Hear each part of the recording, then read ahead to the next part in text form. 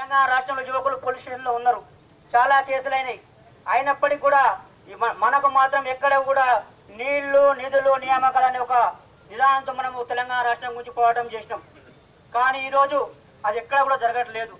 ఉద్యోగాలు రాక నిరుద్యోగులు ఈరోజు రోడ్డున పడుతూ ఉన్నారు. కాంగ్రెస్ పార్టీ అధికారంలోకి వస్తే నిరుద్యోగులందరికీ కూడా నిరుద్యోగ తీయడానికి మా దామన్న మేనిఫెస్టో తయారు చేస్తే దాన్ని ఆయన కాపీ కొట్టిన దొంగ. అదేవిధంగా పెన్షన్ రూపంలో 16 రూపాయలు పెంచిండు. మనం పెంచుతానేమో అట్లనే ఆయన పెంచుతాం, మరి ఎట్లా మనం అందరికి తెలిసిన విషయమే. మనం పేపర్లో చూస్తూ ఉన్నాం. నేను 100 రోజుల్లో 50 రోజుల్లో 100 సభలు పెడతా అంటాడు. నేను ఒకటి అడుగుతున్నా, కేసీఆర్ నువ్వు క్యాంపస్లో ఒక సభ పెట్టగలుగుతావా?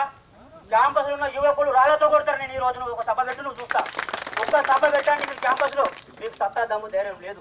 నేను కేటీఆర్ అడుగుతా ఉన్నా, హరీష్ రావు అడుగుతున్నా, మీ మామను ఒప్పించండి, మీ అయ్యను ఒప్పించి ఒక్క క్యాంపస్లో ఒక్క సభ పెట్టించరు. అదే మా నాయకులు పోదామంటే పర్మిషన్ ఇయ్యరు.